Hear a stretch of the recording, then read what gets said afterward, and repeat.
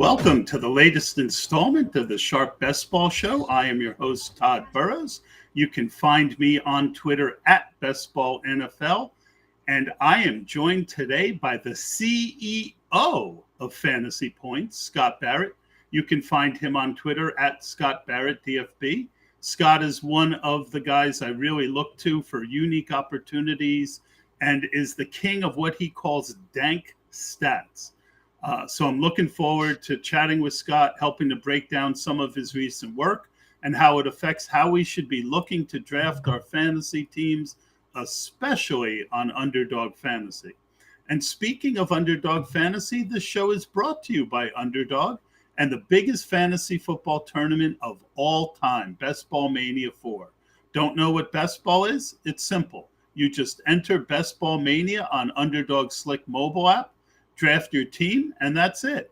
Yep, it's set it and forget it as Underdog optimizes your lineup weekly to create the highest scoring one. It's here, it's Best Ball Mania 4, and it's your shot at a first place prize of $3 million.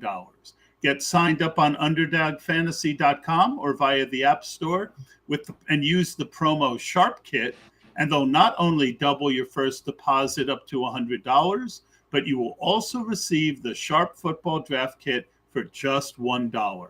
That includes over 40 exclusive fantasy football articles, which will help your chances at winning the $3 million grand prize. That's Underdog Fantasy, promo code SharpKit. So let's bring in Scott and dig deep to try and help you to win the big prizes on Best Ball Mania 4. Scott, welcome to the show. Thanks for having me. Absolutely. So I didn't notice, but producer Adam did, that you have a bit of a bump in your status. You are now the CEO of Fantasy Points. Tell us a little bit about that and how it's going to change your life. Yeah, so I guess I was calling myself the director of Dank Stats up until a couple of weeks ago, just got promoted to CEO. So if you're using the site, you have any comments, criticisms, questions, whatever, I can be your point of contact for that. We've really made a number of moves trying to upgrade the site. I hired Trey Camberling, who was the director of content for the Utah Jazz. He's now our director of social media and video. So you might have noticed we kind of stepped our social media game up a bit, our YouTube game up a bit. We never did anything with SEO up until a couple of months ago. So we're doing stuff like that. And hired some great new writers. Ryan Heath, I think, is a shoo-in to win Fantasy Newcomer of the Year award, maybe even Fantasy Writer of the Year award. He's doing great stuff for us. So yeah, I've been behind the scenes a little bit more, but all the content you expect from me is still going to come out. My guys, Anatomy of a League Winner, Bell Cow Report, all that stuff should be dropping next week and later this month. Well, again, congratulations on the upgrade. Obviously, well-deserved. You certainly have put in your time. And I'm really looking forward to seeing what you do with the site because if there's one thing I know is that you are highly motivated to do things the right way. Well, thank you. I just realized I buried the lead. I can give you, we haven't announced this yet, so I can give you guys the exclusive. Excellent. Fantasy Points data is going live July 17th. This is a product that I think is only comparable to like what other, fantasy companies are spending $15K or more on. We're putting this out to everyone for just $50 a subscription. July 17th, we're going to do the hard launch on that, but here's a secret. You can go ahead and purchase it and play around with it today. Just do me a favor, Todd, and don't put this out on social until July 17th. But yeah, for your listeners, you can go ahead and check that out. Really think it's going to revolutionize the game. That's awesome. I'm excited. I have a follow-up question. So if I understand you correctly, you've got this new product. I hate to compare it to something else, but one comes to mind. Is this kind of like a PFF thing where you analyze each play? Just give me a little bit more of what people can expect when they go over there. Yeah, I would say it's somewhat similar to the product you just referenced, except way more expansive. You can do so many more things with this tool, offers more stats, but then also you can just customize it to a degree that you can't anywhere else. If you want to know what Deshaun Watson's passer rating was on the third down in the fourth quarter of dome games when the team was favored and he was facing While he was getting a massage. while I was going to say while he was getting blitzed and was under pressure. So you could just do just about anything with this tool that it just doesn't exist anywhere else. So this is all I use for my own research, and I don't know why you'd go anywhere else for that. Well, I think you've sold at least one person on it, and that would be me. So I think you can expect my money to come through in the pretty near future, and I am excited about it because I've done pretty good at best ball the last couple of years, but you know numbers, I have to really work at that kind of stuff. I need a guy like you to explain it to me. So I'm looking forward to checking that out and some of the content I'm sure that will follow along with it, where you explain how to use it. Correct? That's right. I next week and the week after I have to make a ton of tutorial videos.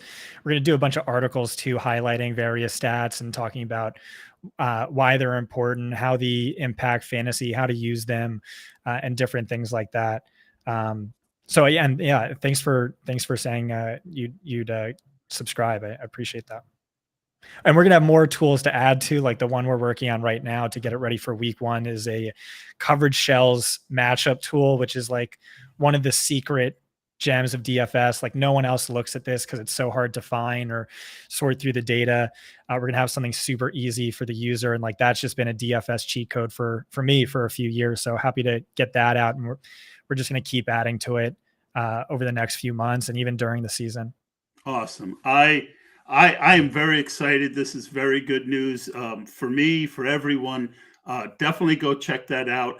I also see John D in the chat. He said he's a 3-year reader of the Football Guide, so it's always good to have people like him. And John loves the Patriots and the Seahawks as his sleeper Super Bowl pick. So, Wow. John, thank you very much for joining, and I am very interested what happens with the Seahawk offense. Let's get going on some of the questions, Scott.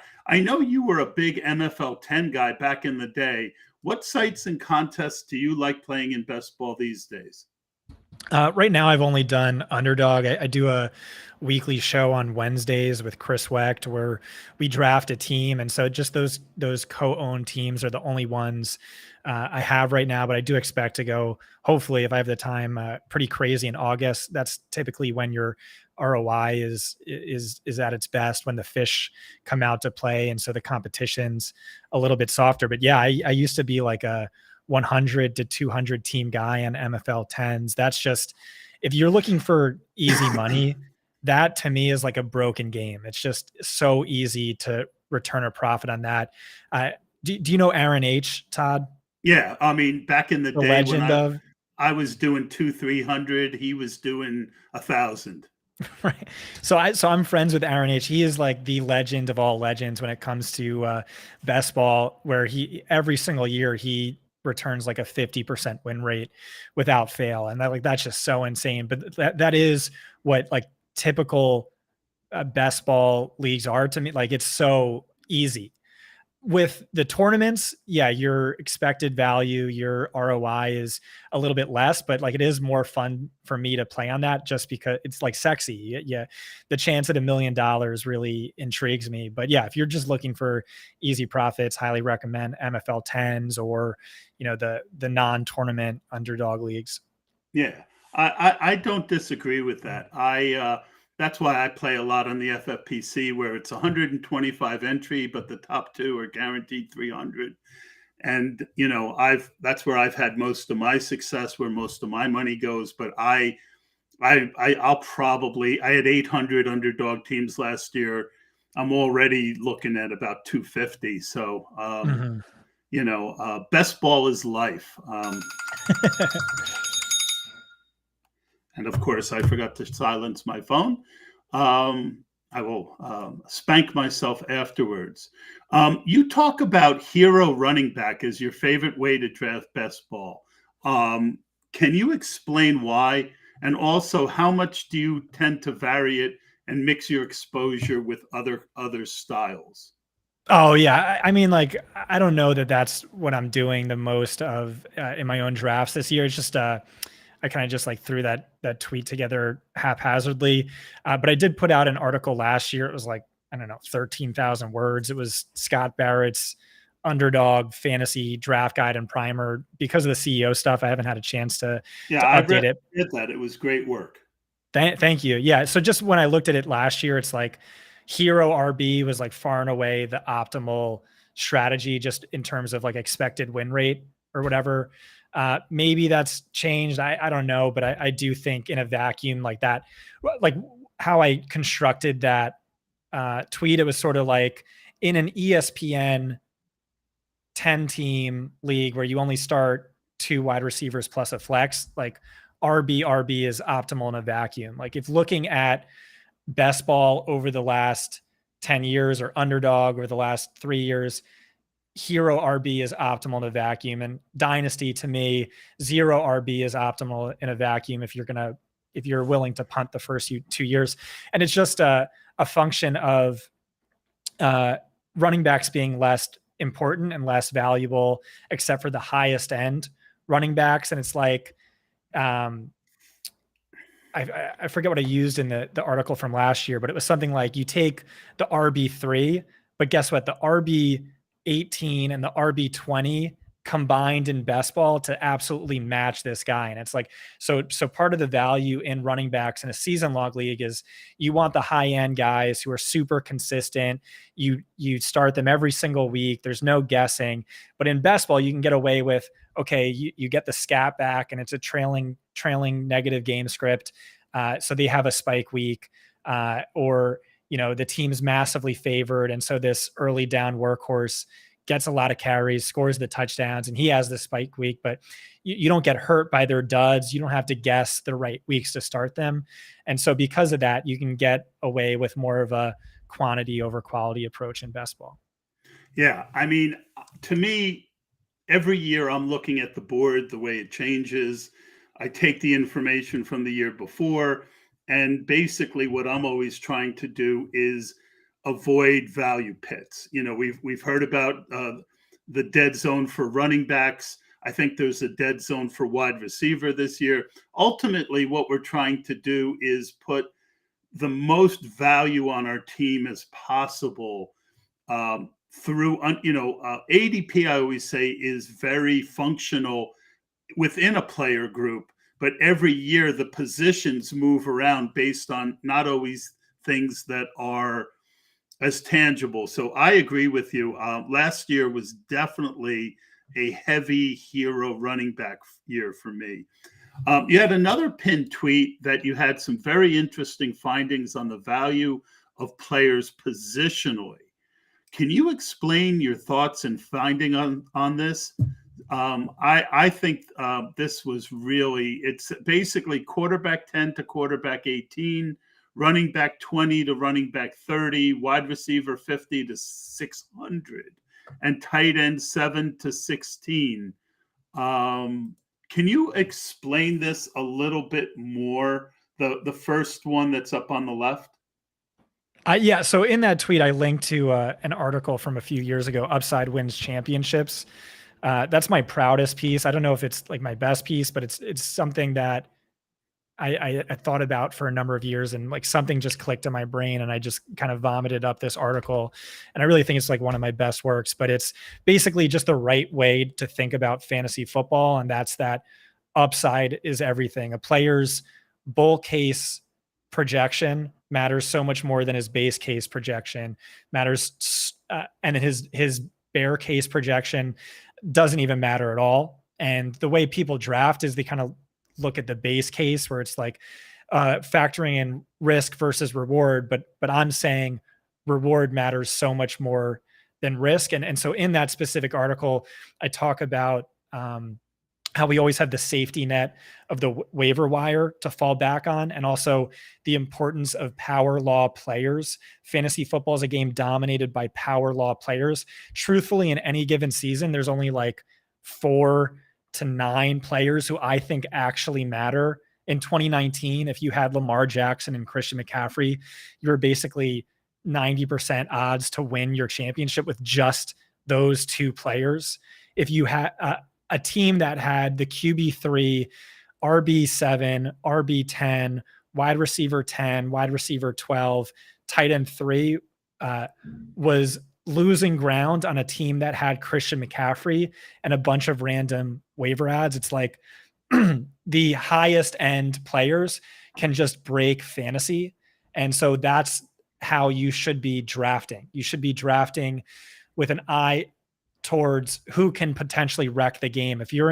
If I'm in round 7 and I'm drafting a tight end, I'm not drafting them based on their odds of beating ADP. It's basically just I'm drafting them on their potential to be a power law player, their potential to finish top 3 in fantasy points per game. Best ball is a completely different story. This is not related to best ball, where you do win by collecting a number of ADP bettors, where you don't have the safety net of the waiver wire to fall back on. So you do want to be more cautious, more risk averse. But yes, in start sit leagues, this is how you play the game. And just with regard to that tweet, it was saying there's no difference fundamentally, basically, between the QB10, the QB18, the RB20, and the RB30, the wide receiver 50, wide receiver 600. That's because like a low end RB2 is basically worthless. It just doesn't matter.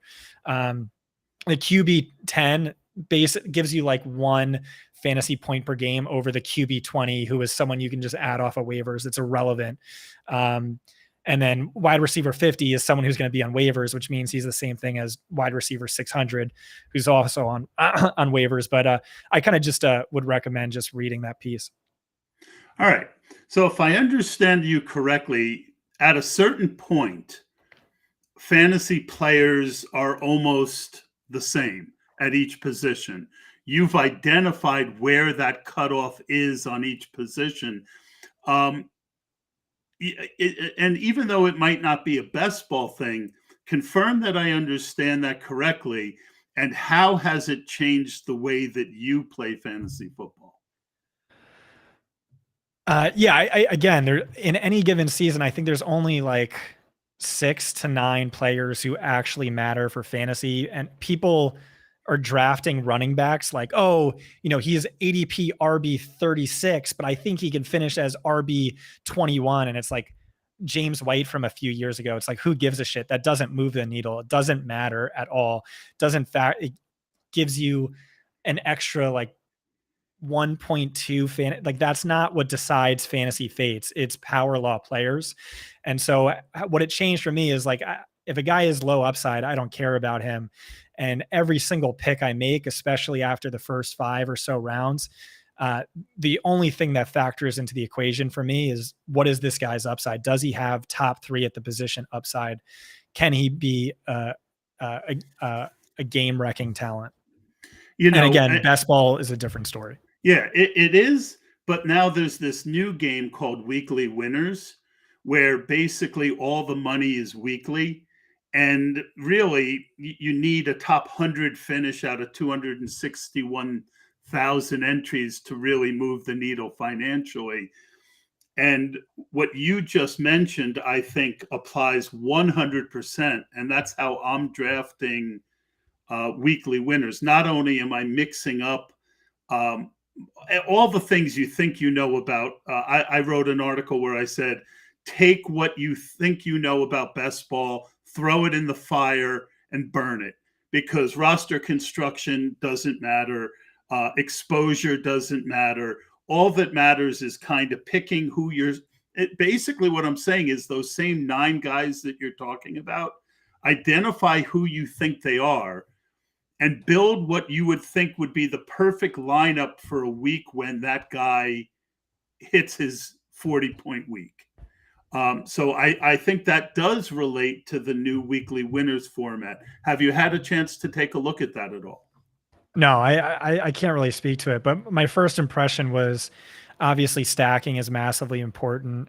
And then also, I kind of like the idea of paying up for premium players at the onesie position and then kind of not drafting maybe even any players beyond that, and then just going all in on running backs and wide receivers for mega spike weeks. But I haven't thought deeply enough or really looked into data, but it seems like a really interesting and exciting format for sure. It is, and you hit on a couple of the things that I came up with. If I'm drafting two quarterbacks on a team, they're both like 14th round and later, and they're paired with, like one draft I took Kirk Cousins, and in the 18th round I took Ryan Tannehill because I had Treylon Burks, and I could see Treylon Burks going for a 40-point week. And when you look at everyone else who was available in the 18th round, I felt that was the best move. A couple drafts, I will hit a couple tight ends. But again, I'm looking, if I'm taking a second tight end, it's a guy like Jelani Woods, someone who I think has that kind of explosive upside. So for a guy who hasn't studied it, you pretty much hit on a lot of the key things that I hit on in ways I'm attacking this tournament. So I do want to follow up on something else a little more. But I do want to talk about Warren Sharp's 2023 preview book because it's now available for download. It's over 500 pages of the most unique and in-depth analysis to get you ready for the NFL season. In addition to Warren's unparalleled write-ups, the book features analysis from Rich Rebar, rookie analysis from Ryan McChrystal, and much more, including incredibly detailed breakdown of all 32 team tendencies and a deep dive into the 2023 NFL schedule of all teams. You can go to sharpfootballanalysis.com to get your copy. You won't regret it. Sharp Best Ball Show. That Warren Sharp's PDF book is now released. All right. Yeah, let me just help you plug that. That's a great piece of content. I read it every single year. Sharp does an amazing job. Rich Rebar might be my single favorite fantasy analyst. Definitely go ahead and purchase that if you haven't already. It's great stuff. If I could ask then, what is the favorite thing that Warren goes in depth on that you find helpful for your own journey? I would say everything, it just has everything. And every year there's like at least 3 things Sharp convinces me like, okay, yeah, I want to bet this. That's a great call. Awesome. I appreciate that. Let's get back to your work. You also posted a really good chart on positional hit rates, which Adam had up a second ago, and I'm sure we'll get up again. Can you go into your findings here? Because I think I might mention when it comes to reading charts, I'm not the sharpest tool in the shed. Yeah, some of my tweets are better than others. This is really just background. I just finished Anatomy of a League Winner, which is 12,000 words, and so I try and conserve word count as much as possible. And so I had like a throwaway line that was like, "It's really hard to predict defense finishes preseason," and so yeah, they had a 20% hit rate. Top 5 defenses finishing top 5, and the other throwaway line was just that we're really good at predicting, or ADP is really good at the tight end position, even after the oligarch top 3 tight ends, like the post Kelsey tight ends. And so yeah, this wasn't really a chart that matters too much to me. It was just kind of I needed data to support a throwaway line. Oh, okay. I thought there was something deeper in there, and I was wrong. So you did an article on touchdown regression, both positive and negative. What are some of the key opportunities and red flags for this season with TD regression? Yeah, so this is like an important article that every site does, just because touchdowns are so important. They're worth like 60 yards or 6 catches, and so that's super valuable. But they're they're also rare events. They're mostly random. They're hard to predict. They're not sticky. So there is a lot of value in looking for touchdown regression candidates, players who are likely to be a lot worse or a lot better.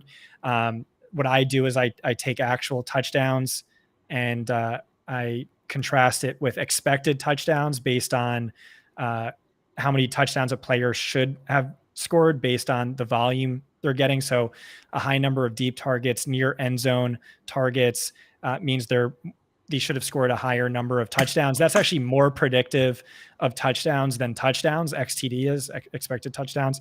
Yeah. And so I wrote this article and I talked about a few guys. No one really on the negative side really bothered me too much. Like, okay, Pollard's going to regress in touchdown efficiency, but I also like him a lot for fantasy this year because I think I'll see more volume. George Kittle was definitely one who I'm not in on, who's going to regress in the touchdown department. Christian Watson, surprisingly, is not due for a massive regression. People saw that he had that 4-week stretch where he scored like 9 touchdowns on 12 touches. Obviously, that's not sustainable. But what they're missing is that he ranked top 3 in deep target rate, top 3 in percentage of targets coming inside the 10-yard line. So his opportunity was actually great to such a degree that I'm not expecting a big regression. And really just the main takeaway for me on Christian Watson was just how good he was by yards per route run, by touchdown adjusted yards per route run, by raw production. And this was a prospect I really loved coming out. So I view him as a special talent. I'm not expecting a regression. I'm expecting a sophomore year breakout. Definitely the player who's due for a positive regression, who stood out most to me, is Deontay Johnson. He scored 0 touchdowns on 147 targets, the first wide receiver ever with at least 110 targets and no touchdowns. That's definitely going to regress to the mean. If he was perfectly average in touchdown luck, and this isn't touchdown efficiency, it's touchdown luck. We know that based on our robust sample size. He would have finished as the wide receiver 32 instead of the wide receiver 50. And just from a overarching, do I draft this player or not? I would say you do at his depressed ADP, because this is a player who last year finished 14th in targets per game. Over the 2 seasons prior, in healthy games, he averaged 10.8. It was the most of any wide receiver. And why does a player like Deontay Johnson get so many targets? It's not really what he does after the catch. It's because he's legitimately elite at getting open. He's led the league in ESPN's open rate last year, has ranked top 4 every year since he entered the league. And when you're getting open, you're getting targets massively predictive of fantasy points. So I view that mostly as just an outlier season. And I think Deontay is going to finish as a high-end wide receiver 2 this year. Yeah. George Kittle's the guy who, again, looking at that weekly winners, that's a guy I'm more interested in, that because he's historically had these big spike weeks when he's the tight end you need that week. Eli Mitchell has a question. Any thoughts on Metcalf in DK best ball drafts? I've been taking him in the 26 to 34 range, and I'm going to make it a bigger question because most analysts are really high on Tyler Lockett. He's outperformed. I know he's the guy I've been drafting. Right now, Metcalf is coming off in the 3rd round, JSN in the 5th or 6th, and Lockett in the 6th or 7th. You could answer Eli's question and also kind of give your thoughts overall on that offense and those 3 wide receivers.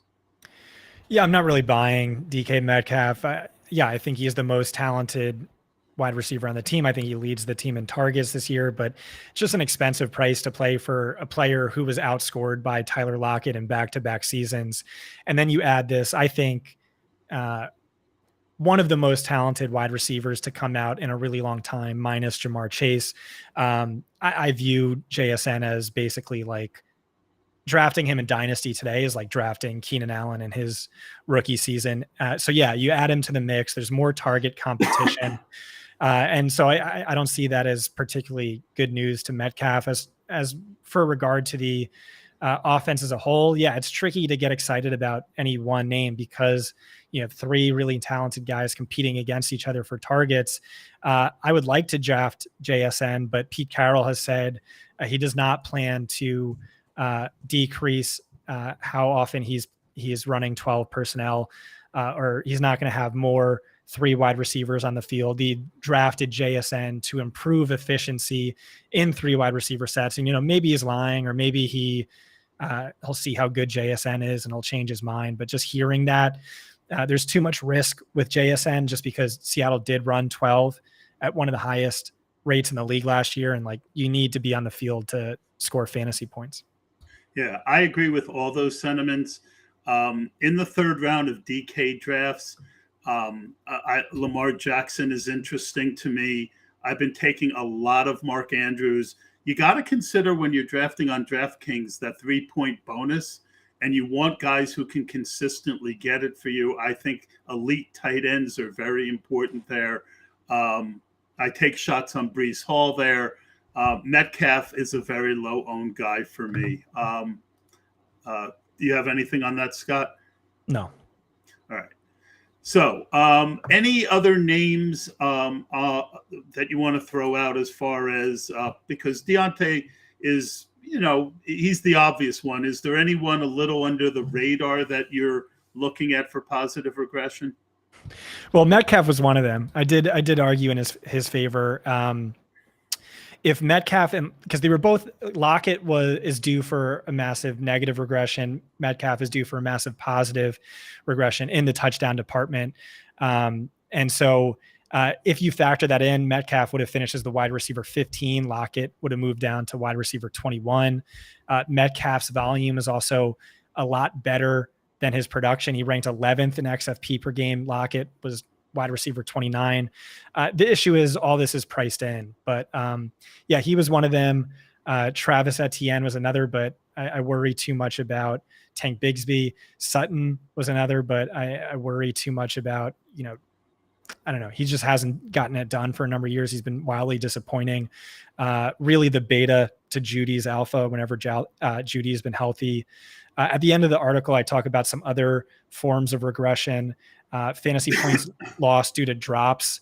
Jamar Chase has lost 75 fantasy points due to, at a bare minimum, 75 fantasy points due to drops over the last 2 seasons.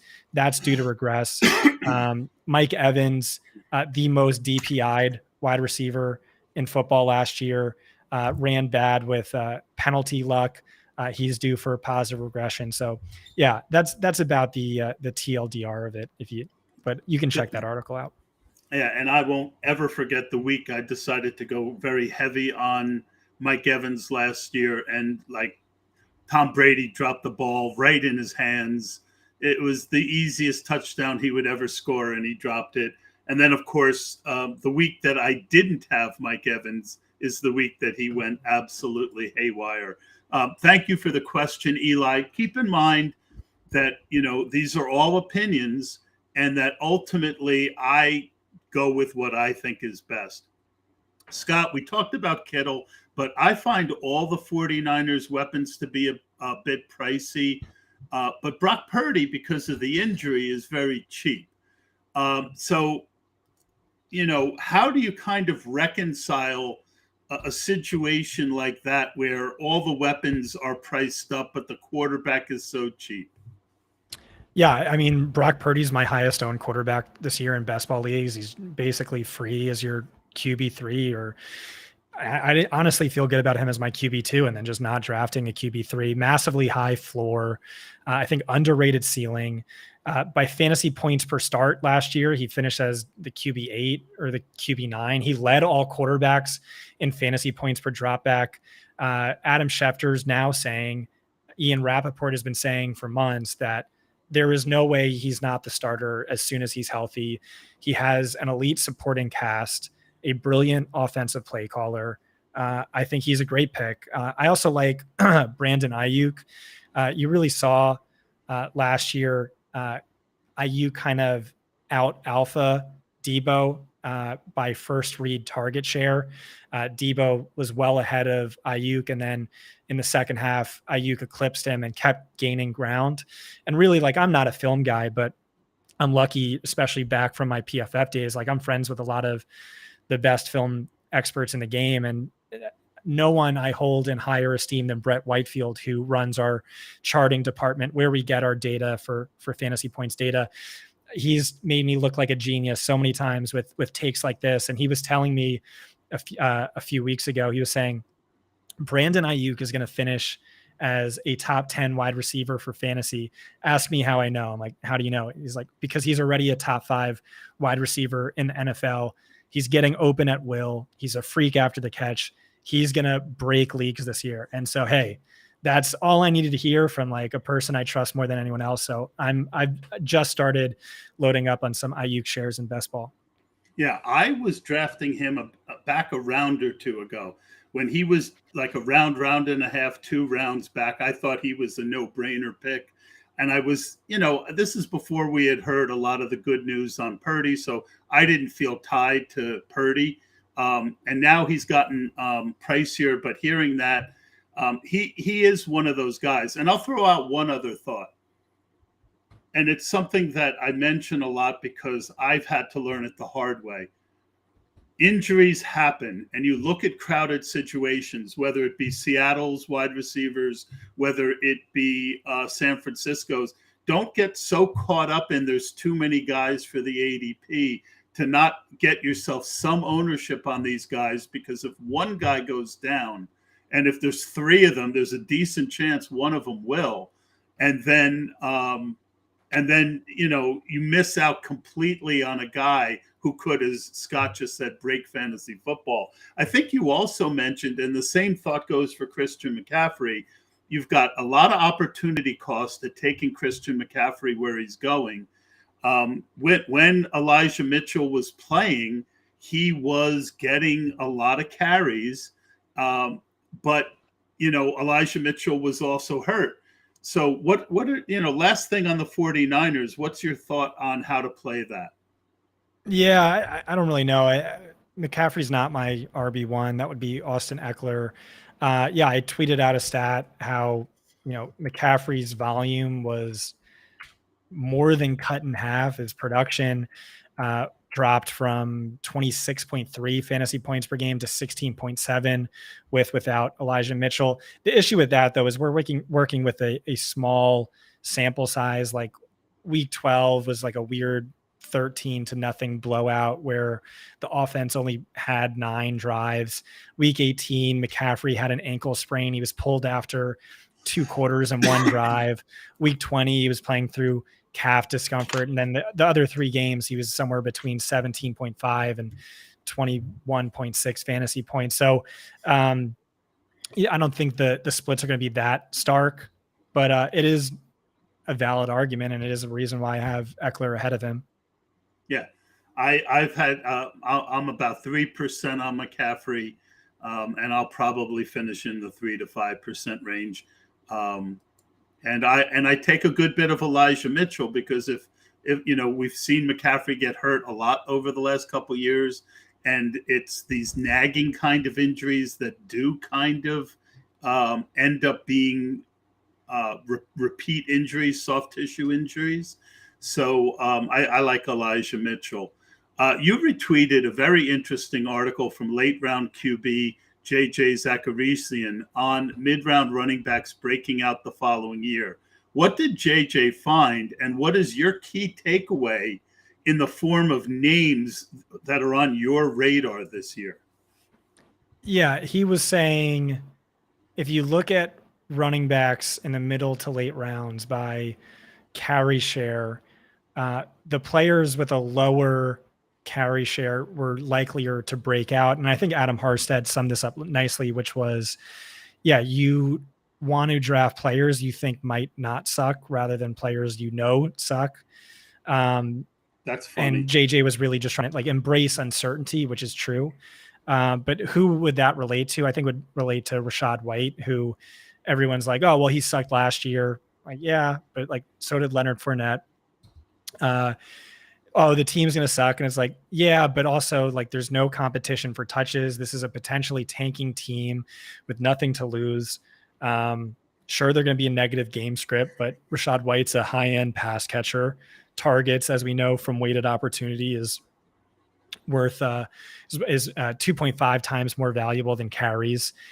So I could see him walking into a bell cow workload. I don't think we know for sure he stinks. And even if he does, like the volume could be more than enough for him to be even a league winner at his ADP. So that's, I guess, what would stand out to me. Especially on full PPR sites, because he got a lot of targets and Fournette got a lot of targets.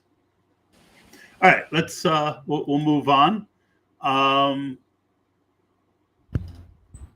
You talked about your biggest pet peeve is when a fantasy analyst measures a running back volume by touches rather than by weighted opportunity.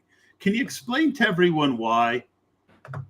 Yeah, so in a PPR league for running backs, a target is worth 2.53 times as much as a carry. Outside of the red zone, it's worth 3 times as much. So it just doesn't make sense talking about a running back's opportunity and measuring it by touches. You inflate the early down workhorses who don't see targets, which is foolish because targets are just so much more valuable. So this is really just an open letter to fantasy analysts everywhere. Just use weighted opportunity.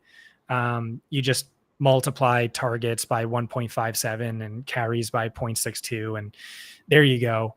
Use that as a proxy for expected fantasy points, but just use expected fantasy points. We have that on our site. That's like the GOAT stat. This is just like a cheap and easy way for anyone to use it if you don't have access to play-by-play data. That's awesome. All right, I like that one a good bit as well. A guy I was really overweight on last year and was fading some early, but whose ADP has dropped is Rashaad Penny. I've come around a lot after the recent drop and have been drafting him like crazy in that weekly winners that I was telling you about. You put up a really interesting tweet about Rashaad Penny. Why don't you go into that a little bit? And also, are you on Rashaad Penny this year? Yeah. I think you pulled up the wrong tweet. I'm not a tweet thread guy. You know, everyone hates Twitter threads, but I made one and only one Twitter thread all year, and that was that I think Rashaad Penny is a great pick at ADP. It did show that he had more yards on games that he played than anyone else, so it is relevant. No, of course. I just meant like I did a Twitter thread of like 13 crazy stats on why he's awesome. But yeah, the long and short of it is just this is a guy who give me like 2 or 3 crazy ones. He's only seen 12 or more carries in 10 career games, but in those games he averages 21.2 fantasy points per game. Derrick Henry for the same stat, 19.5. He averages 18.8 over his last 8 full games, 7.1 yards per carry over that stretch.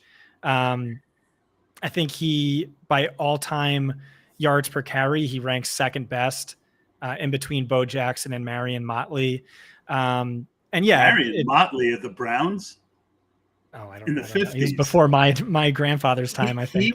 He was I'm an old-time sports guy. He was about 240 pounds back in the days when linemen were like 215 pounds. Yeah. You nailed it. Cleveland and listed at 232 on Pro Football Reference. Yeah, he was. They had Paul Brown. They were in the 50s. They were in the there wasn't a Super Bowl, the NFL championship game, like 6 or 7 years. Otto Graham and anyway, go ahead. I'm sorry. No, that's okay. Just the thesis is Rashaad Penny's been a beast whenever he stayed healthy. Ideal landing spot. He's game script sensitive because he doesn't see targets. But the Eagles were favored in every single game last year. It's an elite offensive line, probably the best offensive line in football. And where's the competition? To me, I see DeAndre Swift and Kenneth Gainwell as being sort of redundant for the scat back plus Gainwell role, but there isn't really a clear fit for the Miles Sanders role outside of Rashaad Penny. And so yeah, I'm the upside guy, right? So I just see massive upside. And yeah, I love it. Here's what I think is going to happen. He's going to get 14 carries and run for 186 yards in week 1.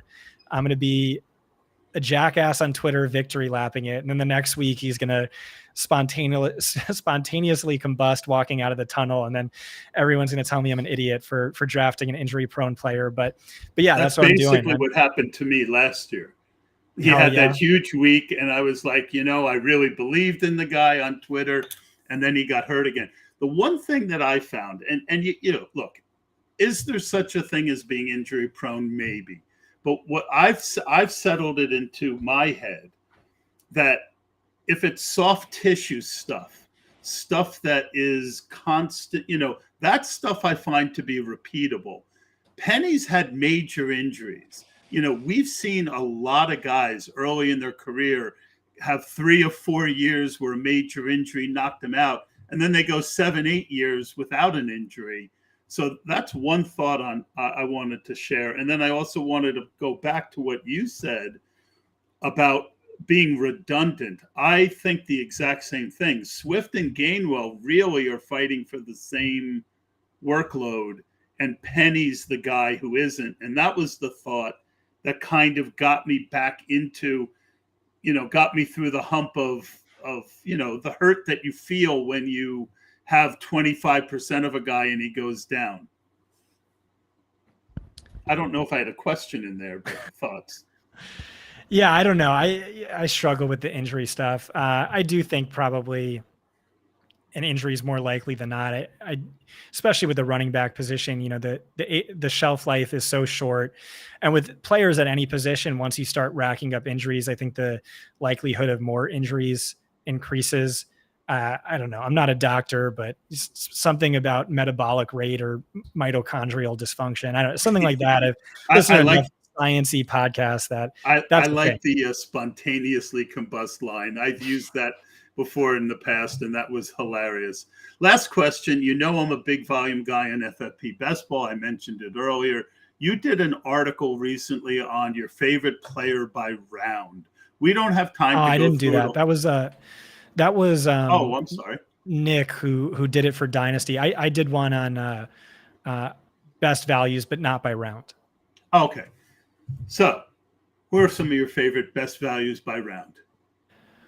Well, I wrote this for the start sit leagues, so it's going to be a little different than best ball. If I did a best ball version, I'd have Brock Purdy in there. I'd have Aaron Rodgers in there, but again, I didn't.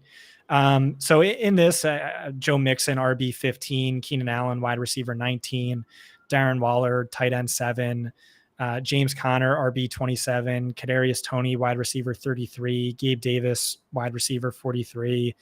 I like a lot of the cheap tight ends. I like Dulcich. I like Okonkwo. And then I have some like late round flyers. Yeah. I love those 2 tight ends. Dulcich is my most owned tight end. I'm pushing about 30% on him. Late, I like, again, back to what you said about upside. Isaiah Likely and Jelani Woods are my 2 guys. Scott, I really appreciated you coming on. Congrats again on the new role as CEO. And just once again, why don't you tell us a little bit about this new thing that's coming out and where they can find it? Yeah, fantasypoints.com. Check out our subscriptions, Fantasy Points Data. Again, I think we're selling it for $50, but I think it's like thousands of dollars worth it in value, especially if you're someone who's obsessed with data or you're a serious bettor or you're a serious DFS player.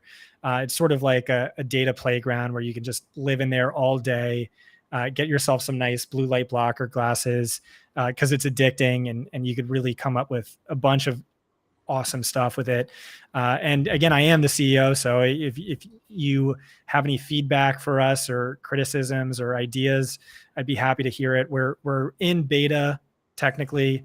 And again, we're going to be adding stuff to it every single week, every single month. So it's going to keep growing.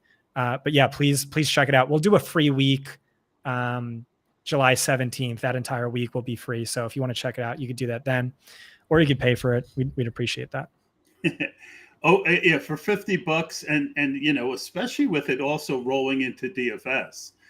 Can you go into a little bit more? You talked about DFS cheat code. I'd like to hear a little bit more about what that means, if you don't mind. Yeah, so right now I'm working on getting this next tool added.